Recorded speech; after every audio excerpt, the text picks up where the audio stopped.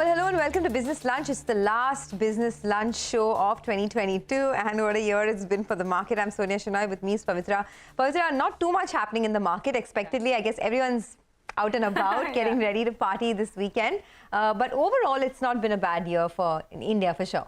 Oh, absolutely not. And we were talking about this earlier and, throughout the year as well, how we've been so resilient. So let's go across to Mangalam. He's going to recap the entire year gone by for us right now. Mangalam. Well, they say bull markets actually cross, climb walls of worry, etc. This year, those walls were actually not just walls, they were mountains or fortresses, because what a year it was. You start the year with the Omicron virus, and then you have the Russia-Ukraine war. Thereafter, you have high inflation. You have global central banks, the US Fed, raising their interest rates. And then you see massive FII selling over 2.5 lakh crores in this year. European energy crisis. Through all of this, we stayed resilient. What was, the good thing for us? We had strong domestic demand. PLI schemes and China Plus One themes worked for us, and there were resilient domestic flows as well in the wake of the massive FII flows that we saw. So come all of that, where are we? We are sitting on the 7th straight year of gains for us, 2016, 2017, 2018, 2019.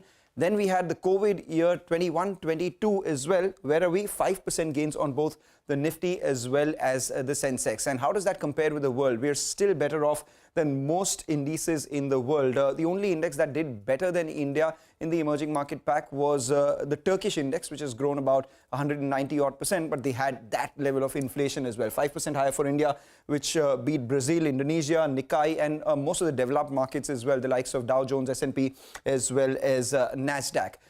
In terms of dollars, we actually were underperformers, and that's primarily because the USD INR depreciated by about 11 odd percent, but that was understandable given the Fed rate hikes that we saw. In that as well, the rupee was rather resilient as compared to other currencies of the world. The FII selling that I spoke about, 2.75 lakh crore worth selling by the FIIs in this calendar year, whereas it was, matched penny to penny almost by the domestic institutional investors to the tune of 2.73 lakh crore rupees. 2.75 lakh crores actually is the highest FII outflow of the Indian markets in the history of the Indian equity markets itself. What were the sectors that did well in, 2022, we had the Nifty Bank, which outperformed with a gain of almost 21 odd percent. Broader market health was weak, with the mid-cap and the small-cap indices underperforming. And in the outperformers, we had the PSU Bank Index. This was the year of PSUs, with a 70% up move out there. Metals and FMCG also played their part. The underperformers here were the IT as well as the pharmaceutical pack. The IT index actually was down by 25%. A lot of individual stocks lower by much more. So let's drill it down to the individual stocks. The biggest Nifty performer was also its latest entrant, Adani Enterprises, up 125%. It was the year of ITC and Coal India, up 50% for both those index stocks.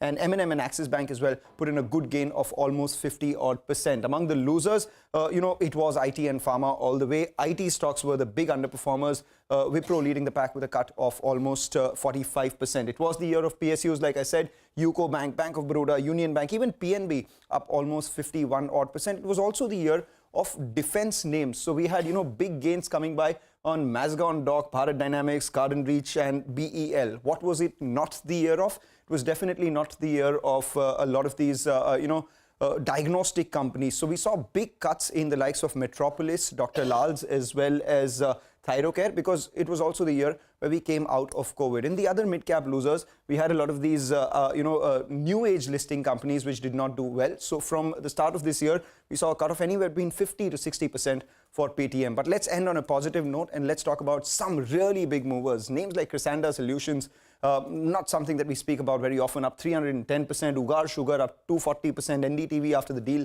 up 210%. Big gains coming in for Fact as well, 180% there. Okay, thanks a lot for that. So that's the big moves that we've seen in 2022. But what's the outlook for 2023? Mahesh Nandurkar, India strategist at Jefferies, believes that the Indian market is unlikely to stage a runaway rally in the coming year, although interest rates peaking and the strength in the US dollar could be positive triggers for the market. Listen in. To a large extent, one of the biggest worries of CY22 has played out, which is that of rising interest rates globally, as well as in India. And while we can argue about whether the Fed ends at 5% or 5.25 or 5.5. But we are essentially talking about 25, 50 basis points here and there. Large bulk of the rate hikes, I would say 80% of the rate hikes in the current cycle are now behind us. We are not likely to see, runaway returns. But so was the case in the last 12 months as well. And I would say maybe, what you mentioned, looks right that, maybe over the next 12 months or so, the fixed income and the equities will probably give similar kind of returns on an overall basis. All the global markets, including the developed markets, have corrected. Even the S&P for the year, I think, if not mistaken, is down about 12-13%. From the peak, it's down even more. And India has withstood quite well. Now, going into CY23, I think we have to obviously keep in mind the global backdrop as well. I think there are two things that I want to point out from a global standpoint, which should be positive for Indian markets in general. One, we are looking at, as I mentioned, the rates, the US dollar rates, Fed rate peaking out sometime in 1Q, CY23, and which basically should mean that the US dollar strength should also peak out. In fact, we've already seen the DXY has corrected by about 8-9%. All right, that is the word from Mahesh Nandurkar on how the markets could really move in 2023. But let's also bring you some important corporate comments and talk about the banking space as well. 2022, like we were just